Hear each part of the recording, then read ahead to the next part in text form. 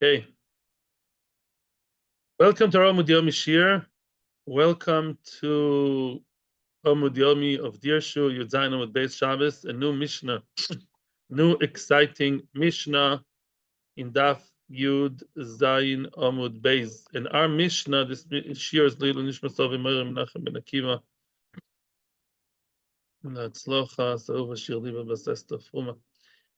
Says the Holy Mishnah. Our Mishnah is back to Shabbos. Finally, we're actually learning about Shabbos, not just about Tumah V'Tara.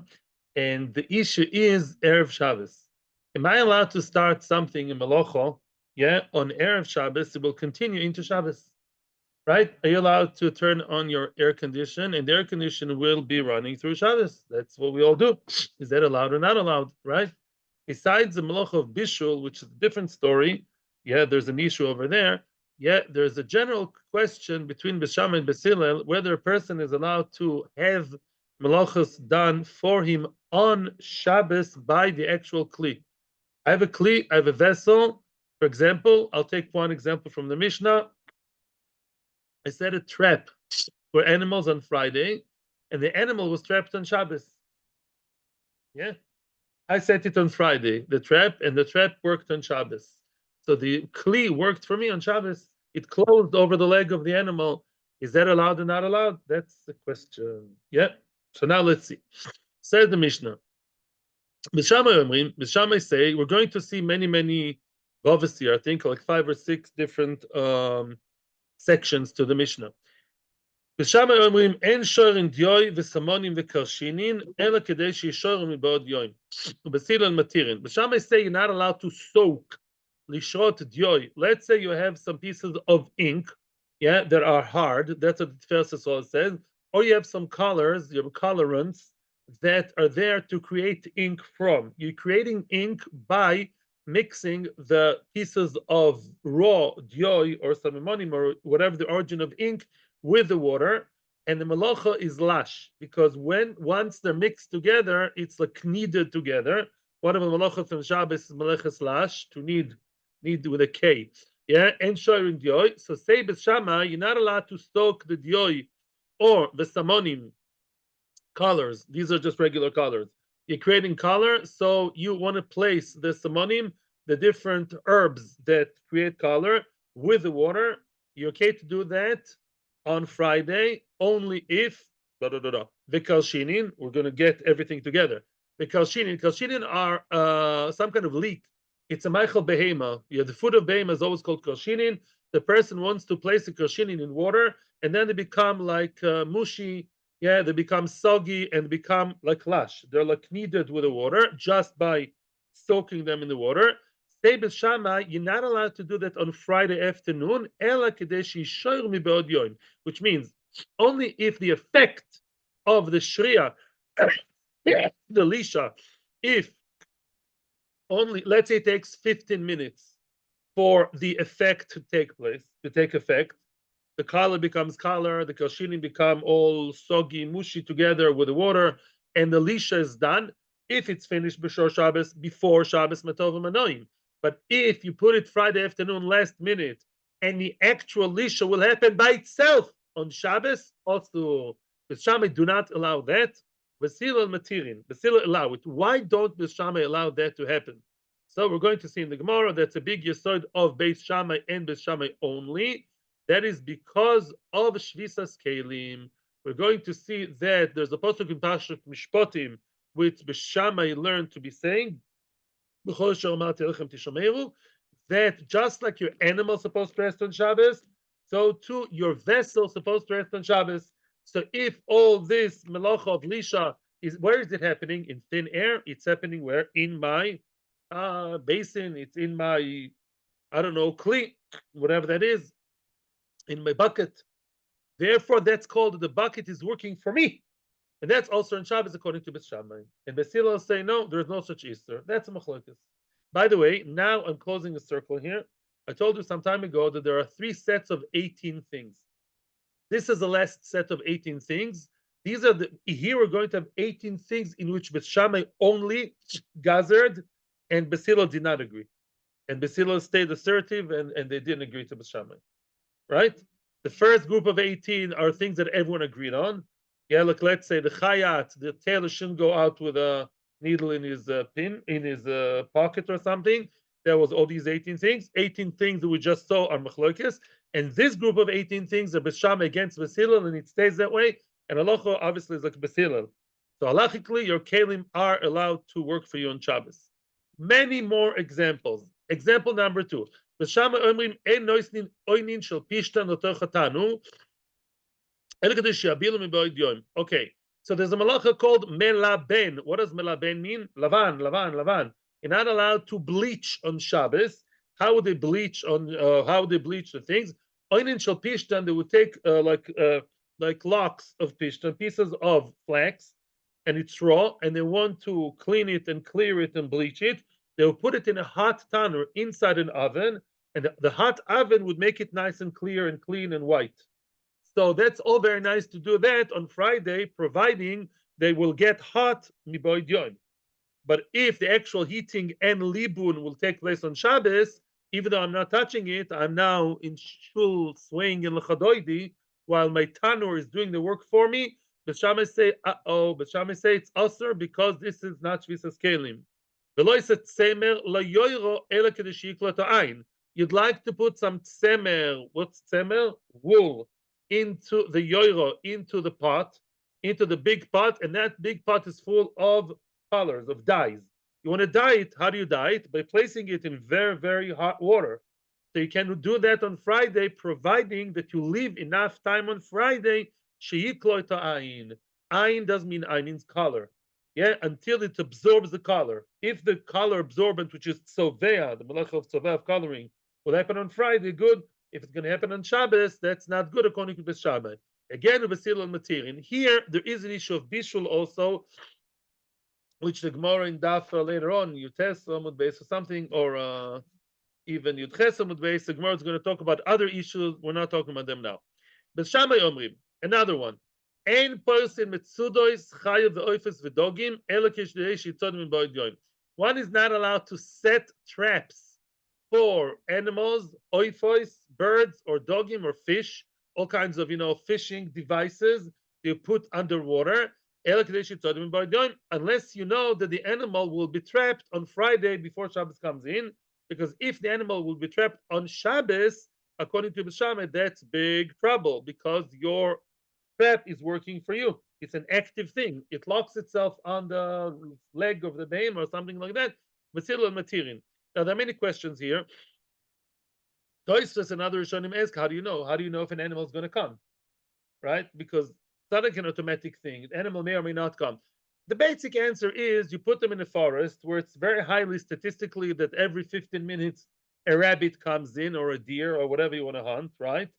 Yeah, so let's say you have room for one rabbit and you left there half an hour or an hour before, it's extremely likely that the rabbit will get into that trap before Shabbos. Because let's say I work the statistics, every half hour a rabbit comes. So if I'm half hour or even an hour before, that's enough as long as there's only room for one rabbit. If there's room for 5 rabbits, then you need 5 hours, yeah? You work the statistics that way, generally speaking, and this is how it should be Lefi B'Shamai. Basilel don't mind. Basilel say it's okay. I don't mind if your Kli is working for you on Shabbos. Next. Now we're talking about a different Gezerah. It's nothing to do with Kalim, it's something else. B'Shamai Omrim, I want to ask you a very funny question, and that actually is something which I experienced myself. I was once sitting in a Shabbos meal in a house of a very Yiras Shamayim couple, and the wife was a Gioris, and the sister who was not Jewish, she's also her neighbor. So in the middle of the meal, she came and she borrowed a drill from them. They didn't touch the drill. She took the drill and she went out. So is that allowed? Actually, it's a question in halacha, right? So now, what happens if this is Friday afternoon? Friday afternoon, a goy is in your house and he's taking something from your house, nothing necessarily muktzah, but he's schlepping something from your Rishus HaYochid into Rishus HaRabim. He does because of his own interest. It's his own thing, yeah? But maybe there's some kind of issue of Maris Ayin. Let's see what the Mishnah says. But Shammai Omrim, En moichrin anochri, you're not allowed to sell a goy stuff before Shabbos. Then toinin imoy. You're not allowed to help him and load his donkey, or today would be a car, yeah, on Friday afternoon. The en magbin olov. You can't place stuff on him. In other words, there shouldn't be a picture, a situation, a scenario in which a Jew is helping a goy with an item that he's going to take from the house of the Jew to another place while the goy will still be walking with it in Roshus Harabim on Shabbos. Continues the Mishnah, which means, let's say I am loading the goy, or let's say you have a goy shemaid and your wife wants to help her with some bags. That could be the goy shemaid is full, and your wife's like putting stuff on the goy shemaid, and everybody can see that. Yeah. And what happens then? If the goyish person will reach his destination before Shabbos begins, yeah, it's 15 minutes before Shabbos, the goyish maid leaves 10 minutes away from you. She'll make it home before Shabbos. The whole thing will start and finish before Shabbos, no problem. But if on Shabbos the same bag, let's say your wife, she loaded the goiter with a red bag. Could be the red bag belongs to the goiter, but people don't know that. So what will people see? That your wife loaded the goiter with a red bag, and that red bag she keeps walking on Shabbos, what would people think? That she's your shlicha. They'll think that this is your stuff, that your wife or you are loading the goy with stuff that belongs to you, so the goy should take it for you on Shabbos. That's a problem. Therefore, B'Shamai say it's marisain, B'silal matirin. Although B'silal allow that as long as it started before Shabbos. But if this is taking place on Shabbos, even B'silal would agree that it's a problem. Okay? Fine. Beis Shammai Omrim. All that will also be explained in the Gemara. Beis Shammai Omrim. En noisnin oiros le'abdan. Beis Shammai said this is another thing about melacha working for you on Shabbos. A person may not give oros, pieces of leather, to the abdan, to the tanner, to the guy who treats the leatherman. Don't give him pieces of leather. Veloy kelim lekoives nochri. And don't give your clothes to the koives. Today would be the dry cleaner. Don't give your clothes to the washerman. When you can give them on Friday, providing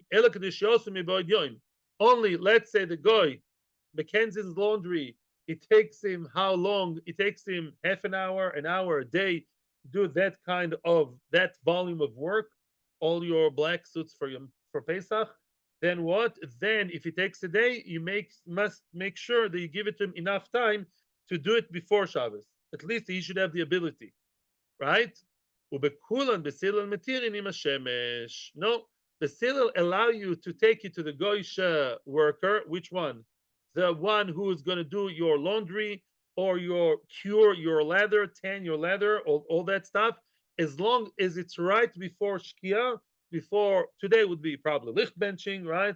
40 minutes, let's say, no problem. And even if the guy does it for you on Shabbos, it's not a problem. Why is it a problem? No, he doesn't, according to Basilil. According to Shammai, he had enough time to do it before.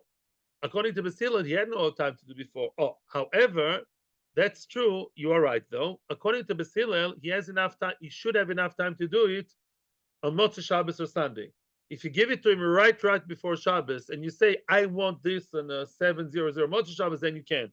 Still, the question is, according to Basilil, don't they mind if the goy does a melacha for me on Shabbos? Maybe he'll do it on Shabbos. And the answer is, says Tosfos, and that's the famous halacha, kablonus. Kablonus means, I'm not paying the goy per hour. I'm paying the goy per project. If you pay a goy per project, yeah, every suit is 30 shekels to clean, right? Every shirt laundry is 11 shekels, ironing v'chule. So I'm not telling the guy when to do it. If I gave it to him on Friday and take it on Monday, let's say, and he's open on Sunday, right? Then I gave him enough time to do it whenever he wants. If he chose to do it on Shabbos, that's called adaita denafshi ovid. He's doing it with his own kavanah on Shabbos, his own idea to do it on Shabbos. So as I'm concerned, he could have done it any other time. And that's why we say that that's allowed according to Basilil. Now, Beis Shammai say that no, even if he could have done it another time, I really have to kind of make sure it does it before Shabbos as much as I can, because again, zeres kelim. The mere fact that my suit, my shirt is being washed on Shabbos is a problem. That's how the Meforshah Mishnah explained. That alone is a problem. Okay? Now, continues the Mishnah. Rabbi Shimon Gamliel is going to surprise us. Says Rabbi Shimon Gamliel, Nohagin hoyu bes Abba sheinoisnin klei lovan lakoives nochri shloisha yomim koidem l'Shabbos. Rashbag says as follows: our family, Rashbag came from a very noble family, the Nesim. They were machmir in certain things only like Bishamai. That's one of them. He says we were more machmir, we were like Bishamai, and if we had white clothes, white garments to give the goy, we'd make sure to give it to him 3 days before Shabbos, because white garments take a long time to wash, right? More than other garments, and therefore before Shabbos, 3 days before Shabbos, we would make sure to give it to the goy, because otherwise, if you give it to him too early, you give it 2 days before, we know that it takes 3 days, Thursday, Friday, Shabbos. If I know the guy will do it for me on Shabbos, unlike B'Silal, if I follow B'S Shammai, they would follow B'S Shammai and say it's also. That was their minhag, although that's not the halacha. Now, V'Shovin. Now, one thing both B'S Shammai and B'Silal agree on. V'Shovin, Elu v'Elu, both B'Silal and B'S Shammai agree. Shetoen in Koros Beis Abad v'Igulei Agas. They both agree, B'S Shammai and B'Silal, that one is allowed to place we're talking about the production, the manufacturing of oil and wine. So one is allowed to place on Friday afternoon, even very late, the olives in under the olive press, under the big beam, of the olive press, or if it's wine, inside that, also under those big round discs. You're allowed to do that on Friday, even though the olives and the grapes are going to be extracted. The wine will be extracted on Shabbos. How is that allowed according to B'S Shammai? B'S Shammai should say it's also, right? Because if this is pressing on Shabbos, the pressure keeps going, and you press out the olive oil and the wine, how is that allowed? Explains Rashi, based on the Gemara later. The reason is, why is that okay? You know why it's okay? Because really, the norm those days, maybe today too, is that you crush the olives and the grapes. The initial crush, the beginning of the poof, the first crush, the first extracting the juice would happen before you put it in the vat, under that beam under pressure, and therefore you're only continuing the schita. You're only continuing the disha, and that's not called melacha me'ikar adin. It's not as bad, and even B'S Shammai would allow that as long as it's not done on Shabbos itself. But that will be discussed later for sure. Zog the Gemara. Everyone okay? Yeah? Okay with the Mishnah? The Seder. Says the Gemara, 1 second.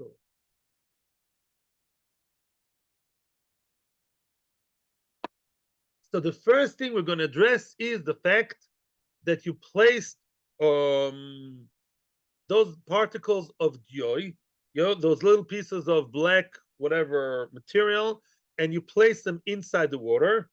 You're not allowed to do it on Shabbos. The only discussion is Friday afternoon, yes or no.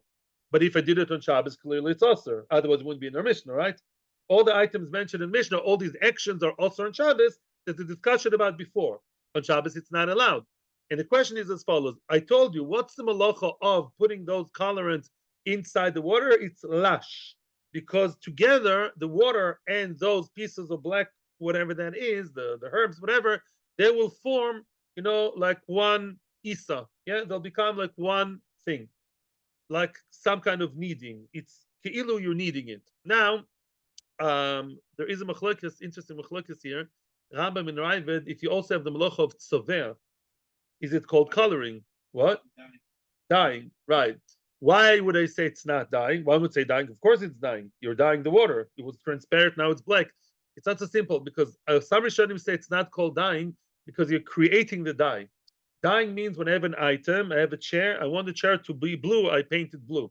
But if I'm creating the actual color, the dye, that's not called coloring. It's creating the dye. It's an interessant machlokes. That's besides the point. Zog the Gemara. Man tana nesinas maim l'dyoy zohi shrioson. The question is as follows. Who is the Tana that believes that putting water in the dyoy, or actually to be more exact, you take the dyoy, right, those hard pieces, you mix up, don't mix. You just place the water and the dioy together, and you don't knead them. You don't mix them.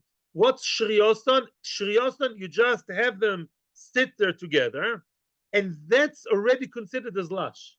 Let me explain the question. What's the biggest prototype of lisha? Which material does everybody need on Friday? Flour and water, of course, right? Flour and water is like the typical. When you knead dough, which I haven't done in a very long time, what do? First, you pour the water into the flour, right? And already something's already beginning to happen. This is very important to realize this right now, at the beginning of the sugya. There's some kind of chemical reaction, right? They're not separate. When the flour is wet, it's not like your leather boots are wet. Something already happened. There's chemical reaction. It's already different. On the other hand, can you not put this into the oven? No. What do you need to do? Mix it. You need to knead it, mix it, and it's called lash. Yeah, isa, to knead it into one homogeneous being, a whole new thing. Oh, these are the two stages of lisha. When it comes to the joy, well, if you noticed in the Mishnah, we didn't say that you need it. You leave it like that, and that's already called meleches lash. Just the first reaction of the water and the joy together is already called lisha, right? That's already the shria is lisha, and I'm already chayv chatas. I'm already chayv. Who says that that's advanced enough to be called lisha?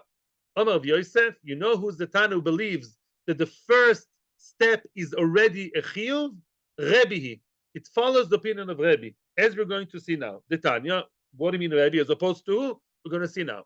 It says in the Brisa, Echad noisen es kemach, ve'echad nosen es hamayim. Let's say two people are working, unfortunately, on Shabbos, maybe by mistake. One of them placed kemach, where? In the bowl. The other person, shrach, he placed the water. Ha'achron chayev div Rebbe. Says Rebbe, just by placing the water in the dough, and then you didn't do anything. You're already chayev. Why? Although there's no leash, it's called gibul. Although you didn't do gibul, you didn't need it, that alone is bad enough, that's chayev enough to be called lisha. In other words, he defines, you should know, the main lomdus of melacha Shabbos is what? Is to know how to define each melacha. That's a lomdus. How to define each melacha. Rabbi says the mere fact that there's some kind of a chemical reaction, even though I don't have one unit here, I don't have one homogeneous thing, I have just a different kind of dough, not dough, different type of flour, wet flour, that's bad enough. Already on that I'm chayiv. That's what Rabbi says. Rabbi Yossi Rabbi Yehuda says, we have to add Rabbi Yehuda. Rabbi Yossi Rabbi Yehuda, Ein chayiv ad gabel. No, you only chayiv until you need it. Only once it's needed properly and you have one unit of dough, only then you're chayiv after the gibul. That's what Rabbi Yossi Rabbi Yehuda says. Ad gabel. Okay, very nice. So our Mishnah follows who? Because in our Mishnah, you didn't need the dio in the water, and you're already chayiv. Must be, it's Rebbe. Very good. Amar le'Abaye. So that's an optional thing. Abaye is questioning Rav Yosef. By the way, Abaye does it all the time. I don't know if you noticed. Abaye many times is questioning his Rebbe, which was Rav Yosef. Amar le'Abaye. Abaye is asking of Yosef. The Dilma, maybe I would explain everything differently. Adkan, or lohi. Adkan lokamar b'Yossi ela bekemach de bar gibulhu, which means maybe Rabbi Yossi bar Yehuda. You claim Rabbi Yossi bar Yehuda is not the author of our Mishnah, because Rabbi Yossi bar Yehuda said you need to do gibul, you need to knead, and our Mishnah who said you don't have to, you're already chayiv. But they're very different, because dioy and real flour and water, they're very different. Why? Kemach is bar gibul. Kemach, normally you place it, the water in the dough, in the flour, and then you do gibul, you get a much better result. When you mix it and you knead it, now you have a nice challah for the oven. It's bar gibul. It's gibulable. In other words, if you need it, better and bigger things are going to happen, and therefore there Rabbi Yossi says, wait, you didn't finish the job. When you didn't finish the job, you're not chayav on half a job relative to dough. Aval dioy de lav bar gibulu. But if you have dioy which is not bar gibul, meaning what? A dioy is, that's it. By dioy, it will never be one homogeneous, one unit of dioy. It will always be just that. It will be like wet samimonim that are a bit different chemically, but they're not going to become nice, beautiful dough, Yeah, something you're gonna crunch in your teeth. Yeah. So maybe because it reached its maximum by just having it wet, maybe even Rabbi Yosef Rabbi Yehuda would agree that you're chayiv by the first stage because that's the last stage. That's the best you can do with it. So maybe kula alma, maybe everyone would agree that by the samimanim with the water, that's good enough. Answers the Gemara, that could be a good svara, but no. Lo salkedaitach. Doesn't make sense to say that. You know why? The Tanya, it says in the Brisa, Echad noisen es ha'efer, ve'echad noisen es ha'mayim, ha'achron chayev divrei Rebbe. Oh, it says mefurosh, the same machlokas of Rebbe and Rebbe Rabbi Yehuda, exactly the same machlokas applies to what? To efer. What's efer? Efer is ash. Ashes, yeah? Now, ash, if you ever try to wet ash, the ash and the water, the ash is different. Once wet, it's very different. So I could argue maybe that's called lisha, but it will never become nice dough, right? It's not become one with the viscosity of one thing. Yeah, it will just be wet. If you start kneading, you won't reach very far. And yet the same machlokes applies. Rebbe says you only chayev when Rebbe says you chayev already at the beginning. Once water and ashes, boom, touch together, chemical reaction. Rabbi Yosef Rabbi Yehuda, Achi Gabel. Wow, unbelievable. But Rabbi Yosef Rabbi Yehuda says even though it's not bar gibul, you only chayev once you mix it. In other words, Rabbi Yosef Rabbi Yehuda, unlike what we thought before, he believes that lisha always means even if I'm not creating a whole nice, flowy, viscous thing, even if you will never be really one, still I'm only chayiv when I'm kneading. If I'm not kneading, I'm not chayiv. So could be again our Mishnah only follows Rebbe and not Rabbi Yosef Rabbi Yehuda because Efer and Dioy are the same. None of them is bar gibul. They'll never become a nice dough, right? So very good. So you see that our Mishnah only follows Rebbe. Now the Gemara is going to suggest one last thing.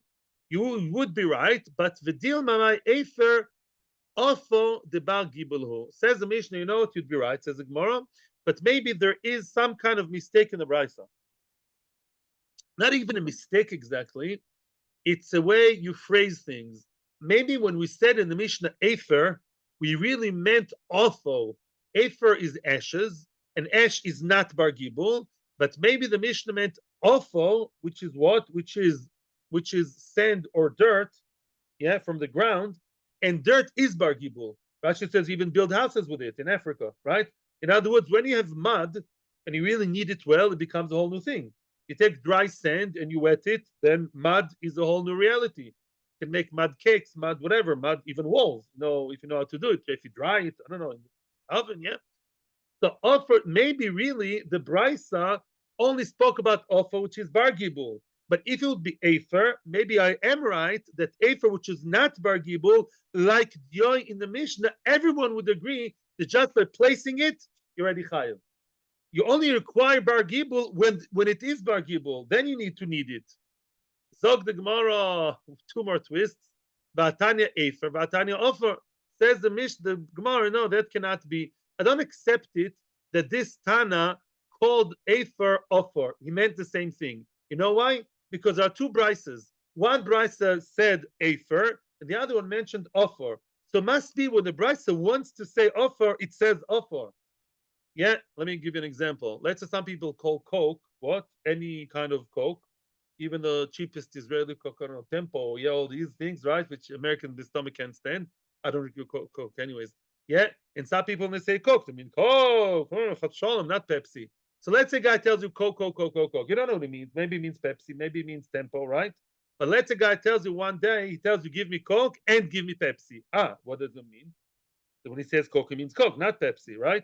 Because he said Pepsi, right? So he's being more particular. Same thing over here. You can't say that Efer and Offer are all the same thing. Because one time the Brisa told me Efer, and another time the Brisa told me Offer, right? So must be that when the Brisa talks about Offer, it means Efer, it means to say Efer. And Offer is Offer. And therefore, even by Efer they have the Machloikis. By Efer they have the Machloikis.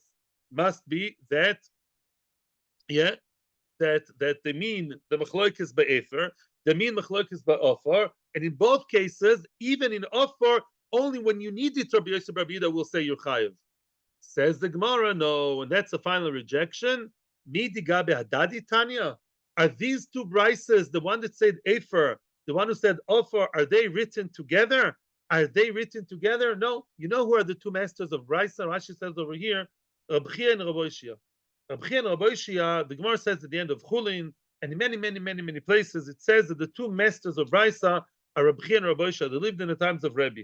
Reb Chia and Reb Oshia, one of them said the brisa Afer, the other one said the brisa Ofer. So it could be that the one, now it's not the same person. It's like one person saying Coke and another person saying Pepsi. So one doesn't reflect on the other. So where are we holding? Very good. So again, let's see the whole Chadgadia. When you say Afer, you say Afer. No, maybe the one who said offer means offer. The one who said Afer maybe also meant offer, right? Because he's not the same person. And maybe only in offer there's an argument, and Rabbi Sabida says, I need it to be all the way to be mamish needed very well. But when it comes to Afer or Dyoyev or Mishnah, everyone would agree that because all you get is just that wet thing, it will never be nice dough, you're chayv straight away. So our Mishnah follows everyone's opinion, not only Rebbe. At least as an option, our Mishnah that says, again, let's summarize. When you have, there are two types of lash, bar gibul, lav bar gibul. Our Mishnah speaks about dyoy or Afer and all these things. As much as you need them, they'll never be it. They'll never become nice, flowy, one homogeneous thing. They'll be wet and kind of mixed together, not 100%. And everyone possibly agrees that our Mishnah is right, that once you place the water on the dry stuff and the dry stuff became mushy and like wet and different, you're chayav and lisha. Why was Rabbi Yossi bar Yehuda saying by the dough, real dough of flour and water that you need to need in order to be chayev, that is only there, because there really, if you need it well, it will become something better. You're not chayev if you're halfway. You okay, Yosef? Yeah? Beseder. Weiter. Okay, good? Seder. Let's see. Tonu Abonon. Now more about the whole machloikes between Bisham and Basila. Tonu Abonon.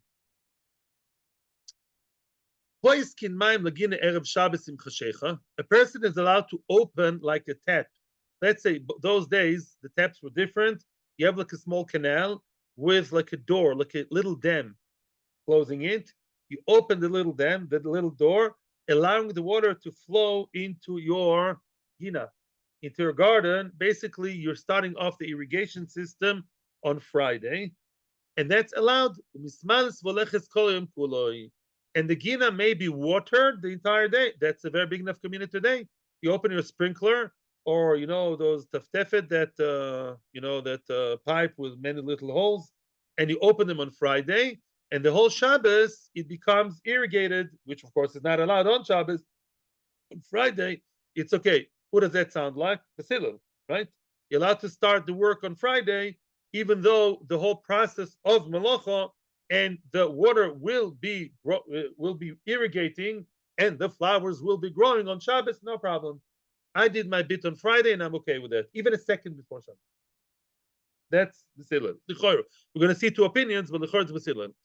Another one, umanichin mugmar tachas hakelim, umisgamrin volchin kol hayom kuloi. Mugmar tachas hakelim, basically, I'm allowed to start fire. Basically, I have some good smelling herbs or something aromatic, and I burn these aromatic herbs with coals, and on top of that, I put my suit, my jacket, my kalim, my garments, my clothes, and the good smell infiltrates the clothes.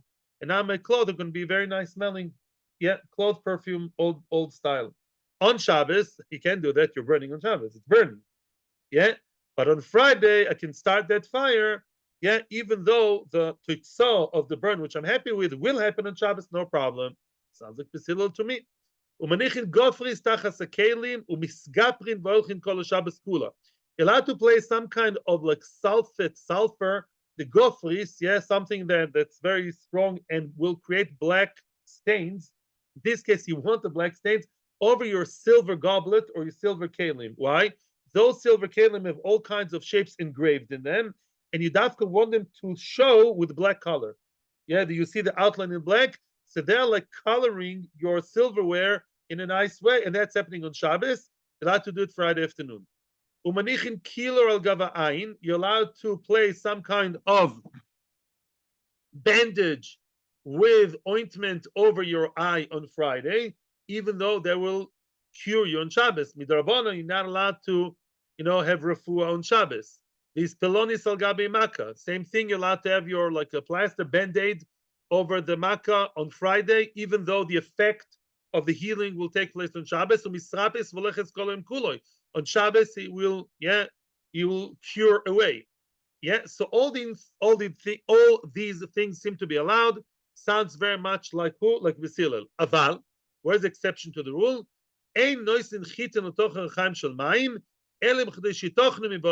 What exception is? You're not allowed to place chitin, which means grains of wheat, into the mill. What kind of mill? Water mill. In the olden days, in America too. Yeah, they had, how did the mill work? Many times by water. There's a waterfall, and then there's like a mill that would turn from the water, and that makes a heck of a lot of noise. You're not allowed to do that on Friday if it continues into Shabbos. You're only allowed to do that if the entire amount of chitim will be crushed, will be made into flour on Friday. What's the difference? My time, what's the difference? I thought everything is okay, even though it continues into Shabbos. Rabbi said, what we're about to see now is halacha l'maisa for Ashkenazim for washing machine. Amar Abba mipnei shemashmas koil, because it's noisy. When something of a shmas koil, says Rashi, av shamilsa b'Shabbos v'ikazilusa. When something when something which is intrinsically also to do on Shabbos, you started it on Friday, but it's happening on Shabbos, and every time Dick and Harry can hear the voice of the rechaim that are very noisy, that are now grinding your wheat, that is lack of kavod for Shabbos. If you only see it, it's okay. But if the whole neighborhood can hear it, that's a problem. Hence, washing machine on Shabbos starting on Friday, and the washing will take place on Shabbos. It's a machlokes mechaber and Ramo, because we have different opinions of Gemara. According to the Ramo, don't do that. You're not allowed to start your washing machine on Friday afternoon, unless it's very, very quiet. I don't know, maybe the Eskirov, but I'm talking about the concept, yeah. He says, he doesn't know washing machine in the Shulchan Aruch, but that's how they translate it today. So Mashmias call is one exception. Amar Rav Yosef. Now Rav Yosef wants to interpret the Brisa in a whole different way. I'm sorry, I'm behind time. Yeah, 5 more minutes. Yeah. Amar Rav Yosef. V'lei mamar mishum shvisas kelim. Maybe really the reason why the mill, the water mill, which is noisy, not because of noise, because shvisas kelim, because of the opinion of Beis Shammai, they say that your kelim are not allowed to work for you on Shabbos. Here comes the source of Beis Shammai. Finally, the Tanya. This is a pasuk for the end of Parashat Mishpatim about Shabbos. It says, "Ubechol asher omarti alechem tishomeru l'rabos shvisas kelim." The previous pasuk tells you about shorcho v'chamorcho. Your animals should rest, right? And your kelim also. It doesn't say kelim, but it says bechol asher omarti. Yeah, your shor chamor, your animals shouldn't work for you on Shabbos. We all know that. We all agree on that. Plus, kol asher amarti, anything I said. What anything I said? Say Beis Shammai, your kelim should not work for you on Shabbos either. Wow. Now, Basilo say only animals shouldn't work for you because of tzar b'lechaim. Interesting. But Beis Shammai say no, your animals shouldn't work for you, and your kelim shouldn't work for you either. Or a goy shouldn't work for you. That's another one. Here we talk about kelim. Elam of Yosef mishum shvisas kelim. Unbelievable. So Rav Yosef says shvisas kelim. Now, believe it or not, Rav Yosef says shvisas kelim. Beis Hillel also agreed to shvisas kelim. He's not. We said in the Mishnah it's only Beis Shammai, and so it seemed. Rav Yosef wants to make everybody friends. He wants to claim that conceptually, Beis Shammai and Beis Hillel believe in shvisas kelim. Of course, it's going to run into many problems now, because it seemed up until now that Beis Hillel are not into shvisas kelim. Let Rav Yosef explain himself. According to you, Rav Yosef, you say according to Beis Hillel, shvisas kelim applies. Your kelim are supposed to rest on Shabbos. If so, the oraisa, and that's the Torah. How come in the Brisa we said that if I have either the good smelling things, the good smelling vapor, or if I have the vapor which is coloring my silver, how come that's allowed? Why? L'chor it's not allowed. Says the Gemara Shum Deloko Ovid Ma'aser. It's not doing anything. In other words, fire is not a kli. Yeah, Elamai, you're telling me the fire is inside the kli. The kli is passive. A place, fire is not a kli. Fire is energy. Fire is not a kli, right? It's not my fire. No. Elamai, you're telling me the fire or the coals are placed inside the plate. The plate is not doing anything. The plate is passive. That's on called Shvisas Kelim. In other words, Basila agree to Shvisas Kelim only if it's active. If it's passive, there's no problem. Unin shel pishtan, my time is show. Why in our Mishnah, Bes Hillel allowed you to place the pieces of flax inside the tanur? Again, mishum delovid ma'aseh umenach neicha, because the tanur is not doing anything; it's not moving. Bes Hillel don't allow you to do things such as the mill, because the mill is running and moving. But as long as it's a tanur that stands there like a goylem from Prague, not doing anything, or whatever, just the fire inside the passive bowl, no problem. I frag the Gemara. Let's continue to the Mishnah. Mitzudas chai ve'oif v'dogim the kovet ma'aseh my time show. The mitzuda of what we spoke about many different types of traps, and we said that those traps, of course, they're active.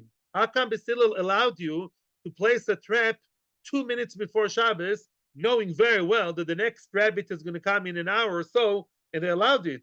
Well, last time I checked, I'm not such a mumche, but the Gemara says that what happens? The animal goes in, and then boom, then the trap closes on it. So that's active. That's an active thing. How come they allow? Answers the Gemara, Hosam Nami, there too, Belachi v'kukri the lokovid maisa. Really, what's the issue over there, the case over there, Lachi v'kukri. Lachi is very simple. It's a fishing rod. Ever went fishing or you saw people fishing? The rod stays inside the water passively, right? I don't even have to touch it. And then the fish comes and takes the bait. It's not moving. Maybe it's vibrating a little bit because the fish moves it, but it doesn't have to move, right? The more still it is, the better. So that's a still thing. Yeah, it stands still, doesn't do anything active. That's what's allowed. Kukri is very interesting. Rashi gives a very live description. It's basically some very interesting or rather cruel way to catch fish. Is a kli that over here the kli is narrow and there it's wide, and the animal goes into the narrow side, and then with the gills it's caught. But it happens by itself. Yeah, it's a silent trap. The fish goes in, one side is too narrow to go, and if he wants to go backwards, his gills are stopping him. But the actual trap is very silent, silent killer. And therefore what? He's not doing anything, but enochinami. In other words, very interesting. Enochinami besilo believe in Shvisas Kelim, as long as the kelim are active. Can't activate your washing machine, can activate the rechaim, anything that moves. Your treadmill, yeah, for gym. But anything that doesn't move, that's okay. However, the Gemara rejects it and says, no. But